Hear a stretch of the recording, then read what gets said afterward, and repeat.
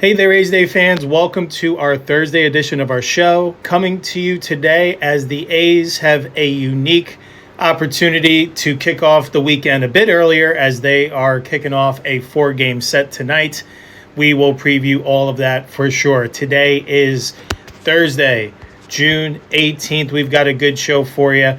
We are going to start on a bit of a low note as the A's perhaps let an opportunity slip away. After taking game one of the 3-game set earlier in the week against the Pirates, they dropped the final two to end up losing 2 out of 3. We'll recap all what went down, share our thoughts, and hand out our 3 A-star performers. From there, at yesterday's game, we witnessed the return of Aaron Civale from the injured list. We'll share our thoughts, what he may have to do to get back on track, and what yesterday's performance may signal for the need from the starting rotation moving forward for this team to remain afloat in the playoff race moving forward. Later on, we will take a look at the updated All-Star balloting that is underway league-wide. We'll see how some of your favorite A's players are faring during the early portions and stages of the fan voting. And then before we get on out of here, a day early for the weekend, we are going to preview, as we mentioned at the top, the 4-game series as the A's welcome in the Los Angeles Angels of Anaheim for some important American League West action to kick us off tonight and take us all through this weekend. Excited to be talking about A's baseball. Let's get to it. Holy Toledo, let's go A's.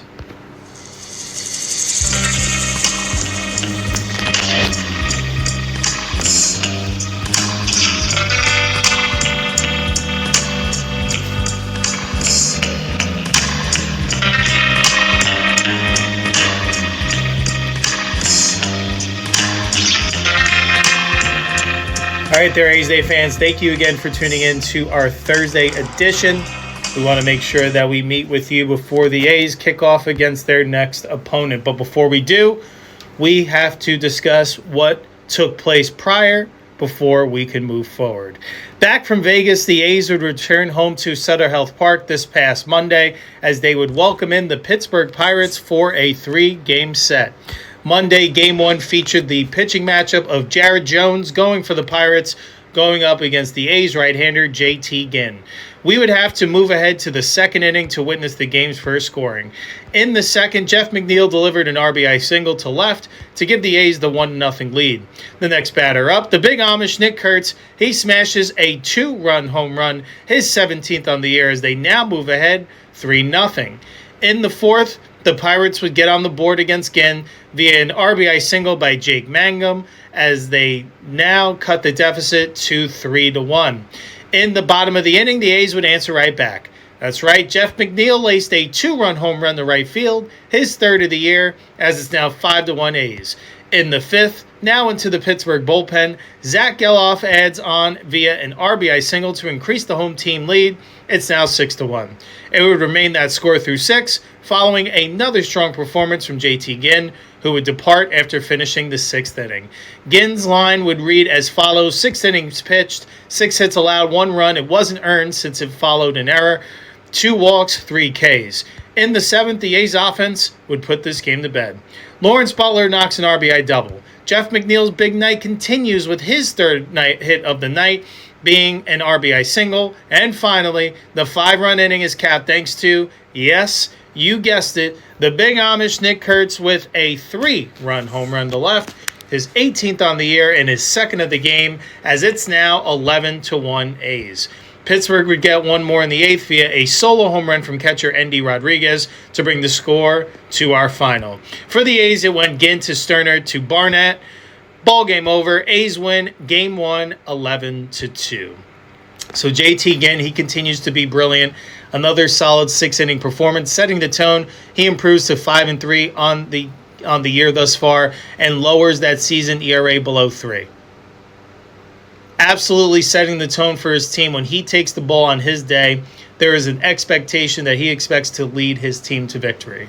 Anything short of that is considered a failure in his mentality. Even if he goes out there and has a solid 6, 7, 8 inning performance, but his team loses, he is going to walk away from that feeling that he could have potentially done a little bit more. So love to have that type of bulldog mentality on the mound. How about JT Ginn over his last 5 starts? He's turning into the A's most reliable starter every 5th day. Over his last 5 starts, he's 3-1 with a 2.77 ERA, 26 innings pitched, 15 walks, 24 Ks, and a 2.08 opponent batting average against. That's getting it done. That's quality start after quality start, giving your team an opportunity to win each of those ball games. He's been solid at home too, considering how tough it is for pitchers to fare at the hitter-friendly environments of Sutter Health Park. In 8 games, appeared 7 starts. 6 starts, 4-1 with a 3.93 ERA, 36 2/3 innings, 19 walks allowed, 24 strikeouts, a 2.75 on opponent batting average against. That is elite, in my opinion. If you grasp the full understanding of how significant the offensive flight launch at that stadium is, it's second, right behind Colorado's Coors Field in terms of ballpark factor favoring the offensive side of the game. But for him to be able to put up those types of numbers consistently is definitely something that the A's are keeping in mind for the future as Ginn is vying for a role. Now, I think he's more than solidified his stay in the rotation for this season.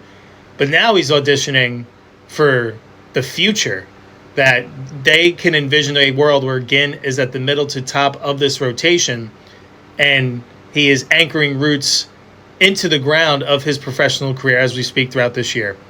And then on the road, he's been absolutely dominant. Another 8 games appear, this time 7 starts, so one more start. A 1-2 record, a 1.99 ERA, 40 2/3 innings, 13 walks, 44 Ks, a 1.40 opponent batting average against. So somewhere in the middle of those 2 lines is where you basically get the output of his solid ERA. I do think that his numbers would be even better. Let's say if they were still playing at the Coliseum, I bet that home ERA would be even lower. Some of those home runs would be flyouts at the old Coliseum. So just wanted to bring these numbers to our platform here just because it's been really, and not unexpected, but I guess a little bit ahead of schedule at how well Ginn is settling in at the Major League level in a Major League rotation every 5th day. Because there have been times where he's been pushed back a day, he's been moved up a day, dependent on injuries and effectiveness, things like that. But Ginn has answered the bell positively basically every time he's out there. Aside from that San Diego start where he just couldn't put hitters away, and it was coming off the emotional roller coaster of losing that no-hitter in the 9th inning the start before. So that was expected. Outside of that, Ginn has not had a blow-up start, and he's someone that you can count on to give you a strong start to will your team to victory at the end of the day. Needs to be an all-star. His 2.91 ERA is 15th in baseball, and with the environments he has to deal with, it would be an absolute welcome sight to see an A's right-hander in Philadelphia representing for the American League in the All-Star game. So something to keep in mind. We think Ginn's having that solid of a season. I think if he has another couple quality starts coming up here, he's really going to push the envelope and really open the door to some conversations that are going to be going on with coaches and managers that do vote on the pitching staffs for both American and National League, if you were unaware, as compared to where the position players that, especially for the starters, those are voted in by the fans. That's the difference there. But in this game also, Jeff McNeil, he has a big night, much needed. It had been quite a bit of a struggle for him offensively over the last few weeks. He comes through with a 3-hit night, and all 3 of those hits were run-scoring variety. So it's always good that when you are adding notches into the box score in terms of hits, that they are helping your team deliver to an offensive add-ons and production and adding on to the victory. Well, each of the damage that McNeil did via the 2 RBI singles and then the 2-run home run all led to the A's scoring runs. So definitely really good to see McNeil come out of the struggle a bit, if at least for a night there. And Nick Kurtz is sizzling. 2 more home runs. He's 3 for 4 tonight with 5 RBIs and a walk to go along with it. He's been locked in. And if you thought he was sizzling in May when he won AL Player of the Month for May, he said, "Hold my beer." and really is putting on an electric display in June thus far. I believe he's leading the league in home runs in June, and there's still so much time to go in terms of games that he could add on to his statistical prowess on his way to most likely being named Player of the Month for this month, unless something drastic turns in a different way. The offense was humming in the collective in this one. Much more improvement in terms of cashing in those opportunities with runners in scoring position. They go 7 for 13 in that situation. It was really refreshing to see that, and that's another step in their development that we're going to look to see this team take that next step as a lineup to consistently cash in on these runners in scoring position opportunities, because now I feel like they've gotten to a great place where they're generating a ton of traffic night in and night out.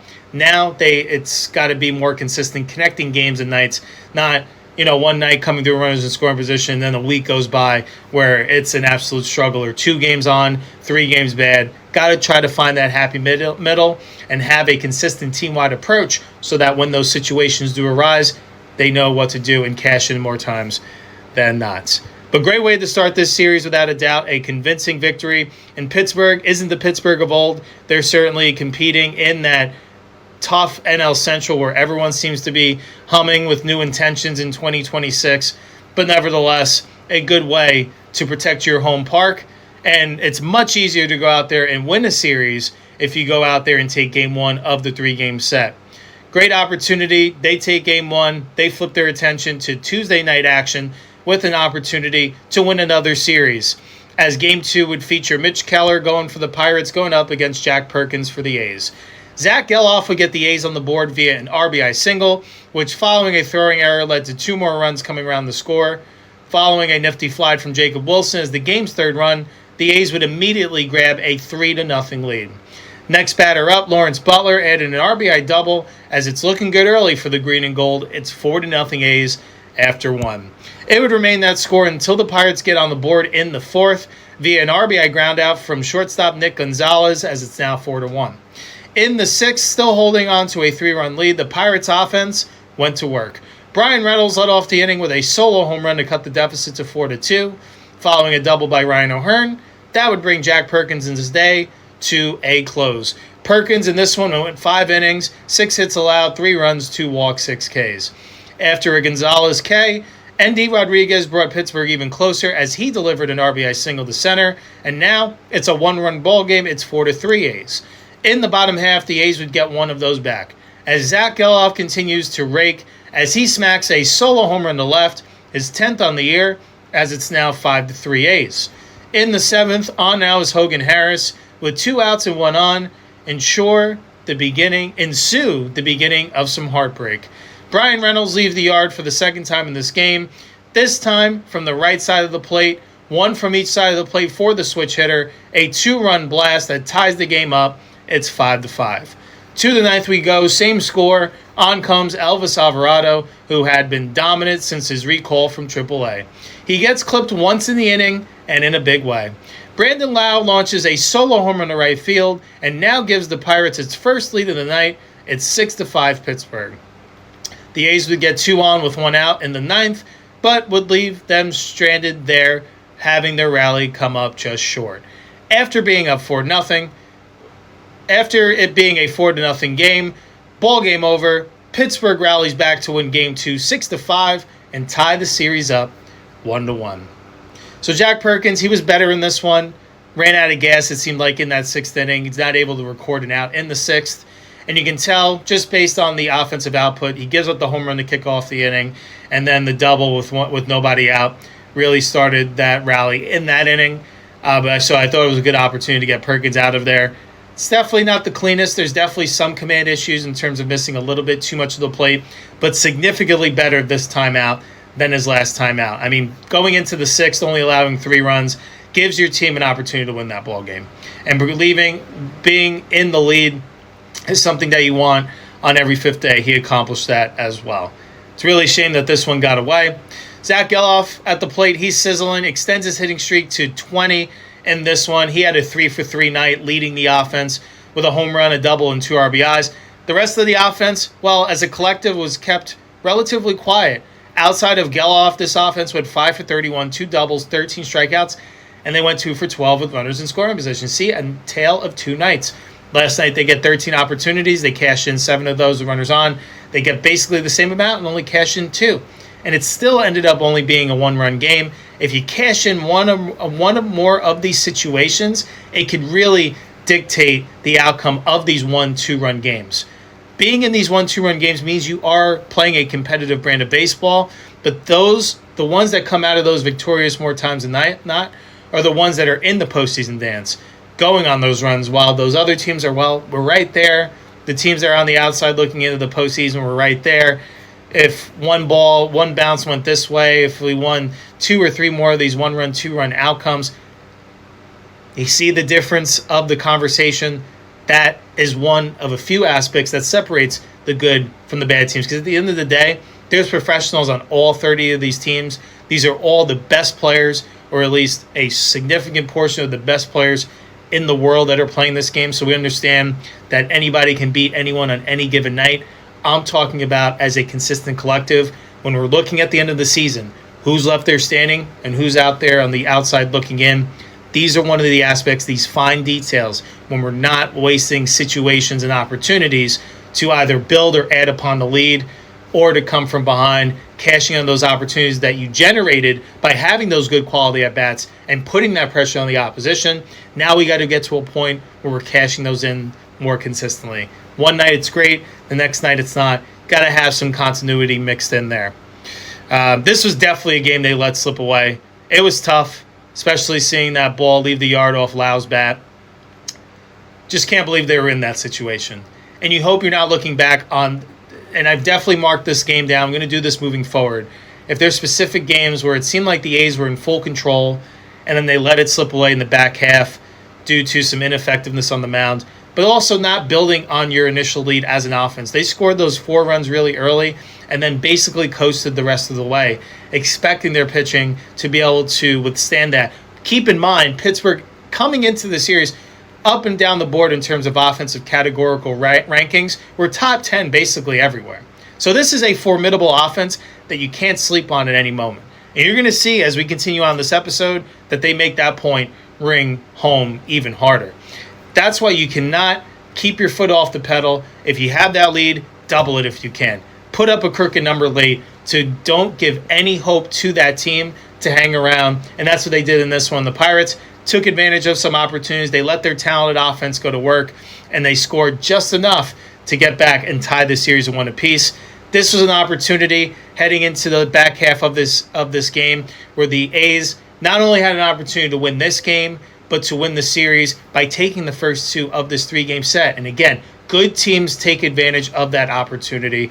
And the ones that are still trying to figure it out, well, I think that's why we see where the A's record is right around 500, because some days it's good, other days it's not. Again, that is the nature of a young team that is continuing to be in its development process.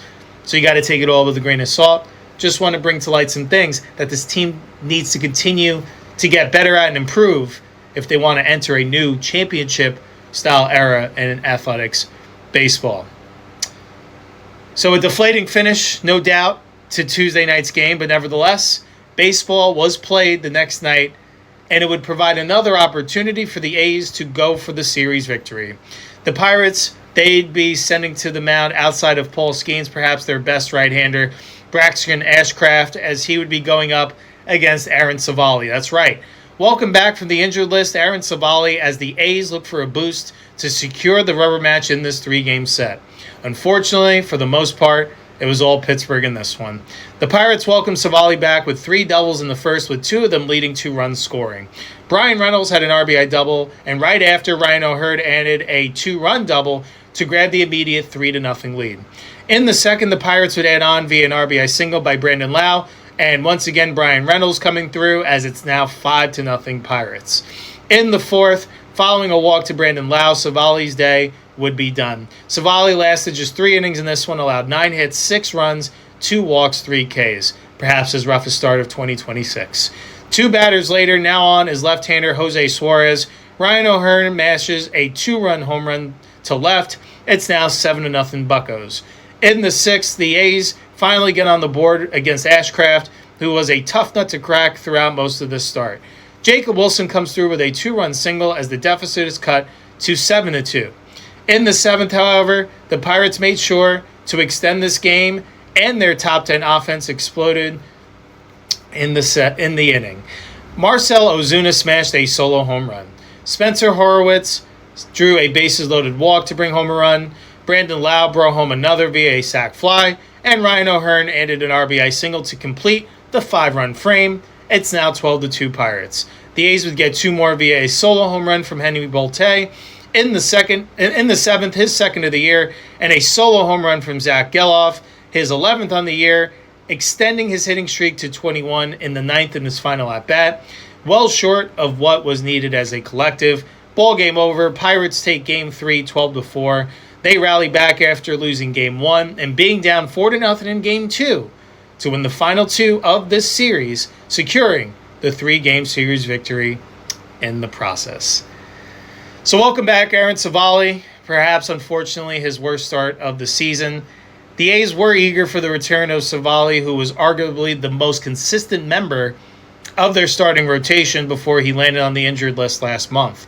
The hope with Civale's return is that he could help stabilize the rotation that has shuffled in a few different options in the wake of losing him and Luis Severino to the injured list. To do so, he'll need to perform better than what he showed in his first start back. A poor outing by Civale set the tone for the A's in a rough 12-4 loss last night at Sutter Health Park. The 31-year-old right-hander was tagged for 6 runs on 9 hits across 3+ innings and was lifted in the 4th without recording an out, making his shortest start of the season. Part of the anticipation for Civale taking the mound was built on his lone rehab outing. Making a start at AAA last week, the veteran right-hander pitched 4 1/3 perfect innings and racked up 7 strikeouts on 56 pitches. It was a completely different story last night. Civale was ambushed by the Pirates, who scored 3 runs before the first out of the game was even recorded. Pittsburgh scored another 2 runs in the second and ran his pitch count, which was already on a limit of around 75, up early. There were just a lot of balls that seemed to miss middle. In order for him to be successful, he's going to have a mix to keep hitters off balance. He has to be in good locations, down in the zone, for the latter part of his starts. He did throw a couple of cutters that got in the hands that resulted in some soft contact hits. And when asked about how his stuff felt Wednesday compared to his rehab start, Civale said there wasn't much of a difference, something he'll need to clean up, but he did generate a fair amount of swing and miss with 14 whiffs. Most importantly for Civale, from a health perspective, he was free of discomfort from the shoulder tendonitis that ailed him in late May. Civale posted a 2.70 ERA through his first 9 starts, allowing 2 earned runs or fewer in 7 of those. Then came an outing in Anaheim on May 20th, which he first experienced the shoulder issue, which he pitched through before it worsened in his next start against the Mariners on May 25th and landed him on the IL shortly after. In theory, Civale should boost the rotation that entered last night's play, holding a combined 6.10 ERA over the last 29 games. With the first one back not so great, he'll get a shot to get back out to early season form his next time out, likely next week against San Francisco. So definitely not the welcome back that Civale was hoping, but hopefully just gets his feet back at the major league level next time out against the Giants. He'll fare much better. The A's offense just couldn't figure out Brashton Ashcraft. We discussed this on our previous episode. We knew he was going to be a tough nut to crack. But nevertheless, that continued. They had a glimmer of hope with Jay Willie coming through, but couldn't generate anything else from there. This game felt over from the 4th inning on.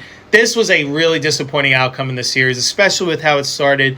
They had an opportunity to go out there and take 2 out of 3 in this series, especially they were in firm control of Game 2. The problem is they hung around. Their offense didn't build upon their lead late, and they let the Pirates, a top 10 offense, come back later in this one, or in Game 2 of that one. They gathered so much momentum from there, and it seemed to really trickle in from the start into Game 3, where Pittsburgh's bats were swinging all over Civale's stuff.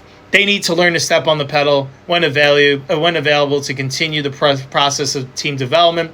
They are playing better at this point in the season than a year ago, but with the talent and potential that they've already shown throughout this year, we expect better than what they showed, how they let Game 2 slip away, and then letting the Pirates dictate everything they wanted in yesterday's game. So in the process, the A's fall to 36-38, but still remain right there in the American League West division since no one's really running away with it, and that is music to A's fans everywhere. Let's hand out our 3-star performers from this series. Star 3, we're giving it to JT Ginn for his Game 1 victorious start. He was absolutely brilliant in that one. Again, he went 6 innings, 6 hits allowed, 1 run, none earned since there was an error committed that led to the run scoring later in the inning, 2 walks, 3 Ks. For our 2nd star, we're going to give it to the first baseman, the big Amish Nick Kurtz. He went 5 for 12 in the series with 2 home runs and 5 RBIs. He has been absolutely sizzling of late, and very much expect to be having an episode to kick off July or some point in that week where we're talking about Nick Kurtz most likely securing American League Player of the Month back-to-back for his efforts first in May, but now in June because he's performing at an even higher rate. And then for our 1st star, we're going to give it to the sizzling infielder himself, Zach Geloff. His hitting streak continues. It has reached 21 games in a row. Impressive stuff as his resurgence continues. In this series, Geloff goes 5 for 11 with 2 home runs as well, 4 RBIs and a stolen base. He added at least 1 hit and an RBI in each of these 3 games, so felt his fingerprints were placed all over this series. And that's a wrap on our 3 stars. And that's a wrap on our series recap, as once again, the A's dropped 2 out of 3 earlier this week, concluding yesterday to the Pittsburgh Pirates. The A's won Game 1 before the Pirates rallied back to take Game 2 and 3 to win on the road.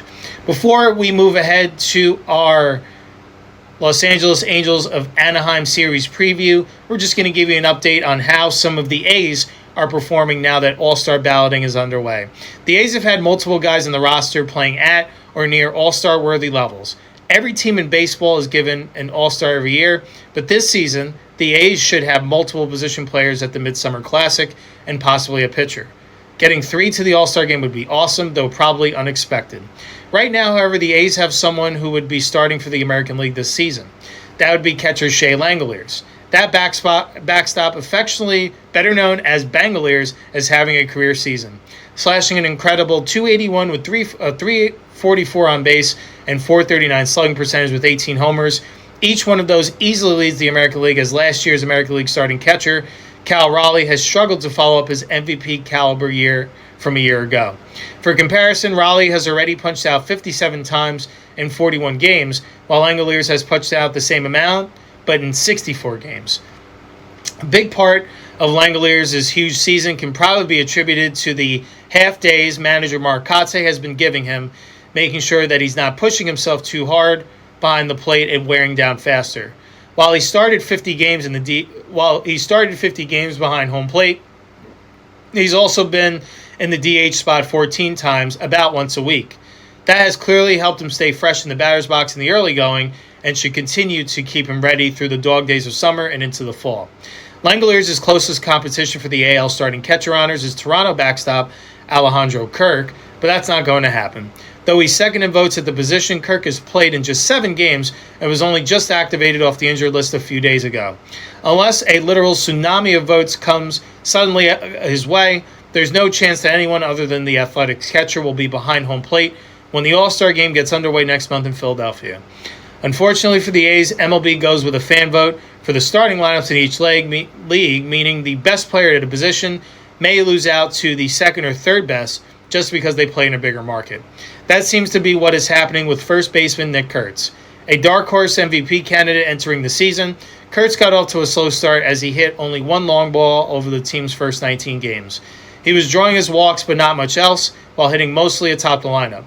He began to heat up with the bat once Kotsay decided to push him lower in the order by a spot or two.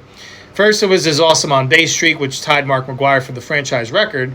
Then the power finally began to come around. The 23-year-old found his stroke, and the home runs finally arrived. He now has 18 long balls on the year after hitting 2 last night.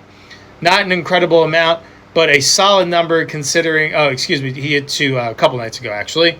Not an incredible amount, but a solid number considering the power outage he experienced at the start of the year. Kurtz leads baseball with his on-base percentage, but he's merely in the top 5 in other offensive categories. And with the American League first base picture stuffed with options for voters, it's looking unlikely the Big Amish will earn his first All-Star starting spot.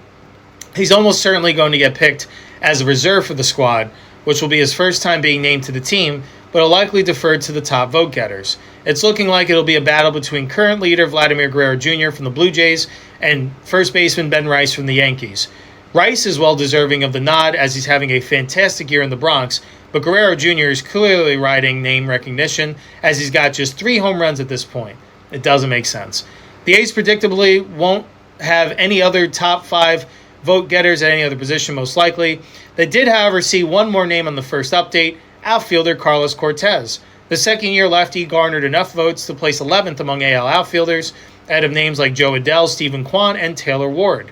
He's earned those votes thanks to a .303 batting average at .389 on base and .479 slugging percentage with 6 home runs in a part-time role.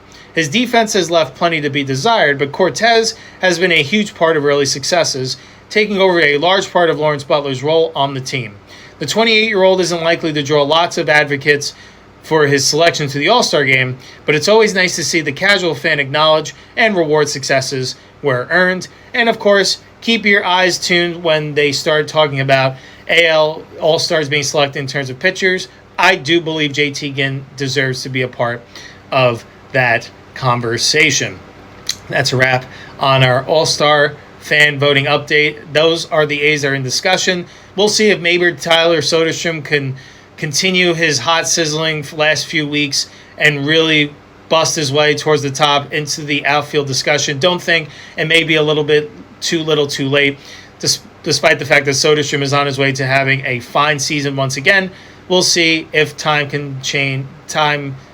If the tides can turn in time, time will tell indeed. All right, before we get on out of here, let's conclude with previewing their next series as the A's conclude this homestand in West Sacramento with 4 against the Los Angeles Angels of Anaheim as we preview the American League West showdown kicking off tonight later this evening. They're led by manager Kurt Suzuki and come in with a record of 30-45, which is good for last in the American League West. In their last series, they lost 2 out of 3 at Arizona. They lost Game 1 4-3 before storming back to take Game 2 7-0 before dropping yesterday's Game 3 rubber match 8-1. Here is how they rank across baseball offensively. As a team, they're hitting .238, which is 22nd. They've hit 86 home runs, which is 15th. They've scored 334 runs, which is 14th. They've hit 86 home runs, which is 15th. They've walked 252 times, which is 18th. They've struck out 705 times, which is 30th. And they've hit to a 713 OPS, which is 16th in Major League Baseball. And on the mound, hasn't gone any better. In fact, perhaps a little bit worse. They've pitched it to a .460 ERA, which is 24th in baseball. They've walked the most batters in baseball at 348. They've struck out 645 hitters, which is tied for 10th. And they've pitched to a .143 whip, which is 27th. Defensively, they fielded it at a .982 fielding percentage, which is 26th, to go along with their 47 errors committed, also the 26th in baseball, or the 4th most. Here is how the Angels lineup projects in terms of their most common players that are in the starting 9. They'll be led off by shortstop Zach Neto, batting second, the center fielder Mike Trout, batting third, the right fielder Joe Adell, batting fourth, the first baseman Nolan Schanuel, batting fifth, the second baseman Oswald Peraza, batting sixth, the left fielder Wade Meckler, batting seventh, the third baseman Denzer Guzman, batting eighth, the catcher Logan O'Hoppe, and batting ninth, the designated hitter Donovan Walton. Now, let's take a look at these 4 games, with Game 1 again set to kick off tonight, so you can know when to tune in to first pitch of each of these games, as well as the expected starting pitching matchups. So tonight, 6:40 p.m., first pitch, Jose Soriano getting the ball for the Angels, going up against A's young left-hander Gage Jump. Tomorrow night, Friday, Game 2, also a 6:40 p.m. start time. The Angels have not announced their starting pitcher at the time of recording. As for the A's, they will be sending left-hander Jeffrey Springs to make the start. For Saturday's Game 3, a 7:05 p.m. Pacific time first pitch, Walbert Urania will be getting the ball for the Angels, going up against A's right-hander JT Ginn. And then the final rubber match, the 4th and final game in this series, is a Sunday day game, 1:05 p.m. Pacific time first pitch.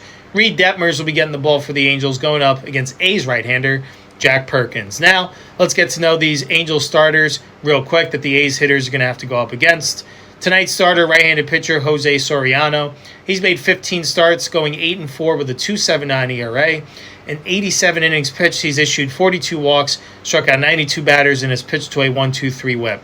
In his last start, he got the win against the Rays, going 5 innings, allowing 3 hits, no runs, 2 walks, 5 Ks. His fastball has averaged 97 miles an hour on the year thus far, which ranks in the 87th percentile of all qualified pitchers.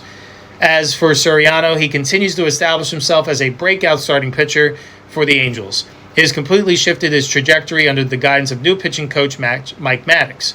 After beginning the year with an unprecedented .24 ERA through his first 6 starts, Soriano enters mid-June carrying an impressive 8-4 record with a 2.79 ERA and 92 strikeouts over 87 innings. An analysis of his current scouting profile, pitch mix, and key performance indicators reveals the mechanics behind his emergence as a frontline starter. He comes in at 6'3", at 220 pounds, age 27, with a repeatable, rhythmic, and high extension delivery. His low release height creates steep, deceptive angles for opposing hitters. He is currently day-to-day when he was exiting after the Rays, but it was announced that he will be indeed making the start. He did sustain in that start a bruised chest and subsequent leg tightness from an in-game comebacker, but is on track to start later this evening. Soriano possesses a rare combination of elite velocity and vertical movement. According to MLB StatCast data, he relies on 5 distinct offerings. A sinker, which provides elite heavy sinking action that induces an overwhelming 74% ground ball rate. His curveball, which is a high spin 11-5 knuckle curve. It features double the glove side sweep of an average MLB curve, yielding a 44.7% whiff rate. His fastball is a high octane heater that frequently touches 99 to 100 miles an hour with late tailing life. His splitter is a hard, tumbling off-speed pitch with a severe vertical drop used heavily as a secondary but put-away option, and a slider, a firm backup breaking ball thrown primarily to keep hitters from guessing his vertical movement profiles. Soriano's expansion of the strike zone is a key driver of his 2026 breakout. His out-of-zone chase rate stands at 38.8%, which ranks in the 93rd percentile. This forces hitters into defensive swings against his moving fastballs. Soriano historically struggled with free passes, but he trimmed his walk rate down to 3.1 walks per 9 earlier this season compared to a 4.1 career average. While his 2.79 ERA is outstanding, his FIP, fielding independent pitching, sits more than a run higher at 3.88. Advanced metrics indicate some upcoming regression as a 7-walk outing on June 1st against Colorado highlights occasional lapses in his baseline command. Soriano has transitioned seamlessly from a volatile power arm into a legitimate mid-rotation to the top of the rotation force. If he keeps his walk rate stable and avoids tipping his vertical drop pitches, his combination of velocity and ground ball generation gives him a high floor as an impact MLB starter. The Game 2 starter has not been announced. We'll be sure to provide you updates on our social media pages. So we'll move ahead and talk about the outlook for Game 3 starter, Walbert Urania, the right-handed pitcher. On the year thus far, he's appeared in 13 games, 11 of those starts, pitching to a 4-5 record with a 2.60 ERA. In 62 1/3 innings pitched, he's walked 35 batters, struck out 58, and has pitched to a 1.35 whip. In his last start at Arizona, they lost, but not because of his efforts. He went 7 innings, allowed 7 hits, 3 runs, 2 walks, 3 Ks. His fastball averages 97.6 miles an hour on the year thus far, which ranks in the 92nd percentile, to go along with his 52 ground ball percentage, which is in the 89th percentile, and his expected batting average against of 202 ranks in the 86th percentile. Urania has emerged as one of the most surprising and dominant rookie spots for the Los Angeles Angels. After initially cracking the opening day roster as a reliever and being optioned to AAA, the 22-year-old right-hander has cemented himself as a staple of the big league starting rotation. He is currently pitching through a stellar stretch, having allowed 3 or fewer earned runs in 9 consecutive outings. Urania is an athletic 6-foot right-hander with a clean, compact arm stroke. He features a diverse 4-pitch mix built on raw power and excellent horizontal movement. He utilizes a sinker, which is his primary weapon. It regularly sits at 95 to 97 miles an hour and routinely flashes triple digits, touching up to 100 to 102 miles an hour with sharp, heavy downward action. His changeup is his premier secondary pitch. StatCast ranks him in the 99th percentile in off-speed run value. It displays hard, late-fading action in the mid-80s to low 90s, generating a high volume of chases. His four-seam fastball ranks in the 93rd percentile in raw fastball velocity. He uses it up in the zone to change batter eye levels, though it lacks the elite vertical ride of modern rising fastballs. His sweeper slider, historically, Urania has struggled to find a reliability with this pitch. In the majors, he has fully adopted a mid-80s sweeper. While it remains inconsistent, it gives him a necessary horizontal breakaway from right-handed hitters. Backed by his heavy sinker, Urania commands an 87 percentile ground ball rate. This ability to force double plays minimizes damage when he allows base runners. Soft contact and baffle factor, he ranks in the elite tiers of expected batting average and hard hit avoidance. Hitters find it incredibly difficult to square up his velocity, combined with his late changeup fade. Initially viewed as a high leverage reliever due to command flaws, Urania has learned to work around the zone more efficiently, recently pitching a 7-inning quality start on just 88 pitches. His biggest developmental hurdle remains a 12.9% walk rate or 5.1 walks per nine. He frequently works deep in the counts and struggles with exact pitch localization, resulting in a bloated 1.35 whip despite his low ERA. His 2.60 ERA stands in stark contrast to his 4.15 FIP. This indicates he has been heavily bailed out by elite defense and a sustainable left-on base percentage or good luck on batted balls. Despite having a 100-mile-an-hour fastball, his strikeout rate sits at a modest 21.3% because his breaking stuff is still a work in progress. Advanced hitters can foul off pitches and wait out his walks. And as for Game 4 starter, we'll be taking him out for the Angels on Sunday. We're going to talk about left-handed pitcher Reed Detmers. On the year thus far, he's made 15 starts, pitching to a 3-5 record with a 3.68 ERA. In 88 innings, he's walked 24 batters, 100 strikeouts, and an even one whip. In his last start, he got the win at Arizona, going 7 innings, allowing 3 hits, no runs, no walks, 3 Ks. His fastball's averaged 94.1 miles an hour on the year. Detmers has transformed into one of the premier left-handed pitchers in baseball after a successful transition back into the rotation. After spending last season strictly out of the bullpen, the 26-year-old southpaw has unlocked an elite strikeout profile and stabilized his command, making him one of the most sought-after trade chips ahead of the summer deadline. Detmers' success stems from a simplified approach honed in during his relief stint, which he has successfully carried back into a starter's workload. He primarily utilizes a highly effective 3-pitch mix. His four-seam fastball averages 94.1 miles an hour, a noticeable tick up from his early career velocity. The pitch generates an elite 29.4% whiff rate and severe riding action at the top of the zone. His slider cutter sits in the mid-80s. This pitch has become a major weapon against both lefties and righties. It flashes tighter spin and sharper break than in years past. His curveball is a signature 72 to 76 mile an hour 12-6 hammer. It remains a true plus pitch with exceptional depth, used beautifully to drop in the zone for early strikes or bury in the dirt for chases. Detmers is pitching as a frontline strikeout machine. Over a recent 5-start stretch, he compiled a mind-boggling 1.36 ERA with 39 strikeouts in 33 innings. He has shown advanced maturity against heavy contact teams like the Arizona Diamondbacks. He can pivot away from chasing whiffs instead of pitching efficiently to contact to log 7 scoreless frames on just 3 strikeouts. The pesky walk and home run issues that plagued his 2023 and 24 seasons have been mitigated by a cleaner, more repeatable delivery. Having pitched as a reliever for all of last year, maintaining this high-intensity, high-velocity arsenal through August and September remains an unproven volume test. He has become a legitimate number 2 star with a frontline ceiling. Because he is just 26-year-old and has 2 additional years of team control remaining via arbitration, he has become a nuclear asset on the trade market. Contenders like the Braves, Yankees, and Dodgers are heavily monitoring his availability as a premier impact arm. Here is how the A's hitters have fared against the Angels starting pitchers that they will be facing against. Against Soriano, previously Langoliers is 7 for 14 with 2 doubles and 2 home runs. Butler 5 for 18 with 2 home runs. Soderstrom 4 for 15 with a double. Kurtz 3 for 12 with a home run and a double. Geloff 2 for 6 and Wilson 2 for 3. Against Urania, Kurtz lifetime is 1 for 3 with a double. Bolte 1 for 3, McNeil 1 for 3, and Langoliers 1 for 3. And against Detmers, Jonah Heim is 6 for 21, lifetime with 3 doubles. Kurtz 2 for 4, Bolte 1 for 3 with a double. Geloff 1 for 3 and McNeil 1 for 4. Thomas 1 for 3, lifetime with a double. Some Angels players to keep an eye out for is center fielder Mike Trout, who's off to a resurgent start. He's hitting .234 on the year, but has added 17 home runs, 36 RBIs, and an .866 OPS. Shortstop Zach Neto, 228, 15 home runs, 34 RBIs, and a 779 OPS. And Oswald Peraza with a 259 average with 7 home runs, 21 RBIs, and a 728 OPS. Now it's prediction time. We're going to predict for the A's that Shea Langoliers is going to homer at least once in this 4-game set to keep our A's Day home run streak alive. And as for our series prediction, we are going to predict that the A's are going to complete a 4-game split. We do feel that each team will take 2.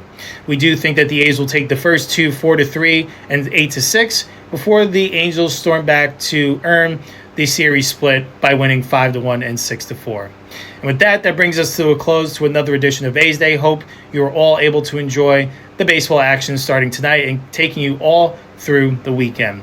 We'll be back behind the mic for Monday's show as we are going to preview what to expect as the A's kick off a series right down the road, heading to San Francisco, heading to the Bay to take on the San Francisco Giants. We'll be back for, Tuesday's show, not Monday. We'll be back for Tuesday's show to preview the Giants series, as well as recap what goes down in this 4-game set with the Angels and any other A's news that comes across our desk. That's all I have for you today. Once again, I'm your host, Joe Grado. Thank you all for stopping by. Hope you all have a great end of your week. Hope you all enjoy the 4-game set, kicking off tonight, 6:40 p.m., first pitch from Sutter Health Park. Take care, everyone. Have a great weekend, and we'll see you back behind the mic here for Tuesday's show. Holy Toledo, let's go A's.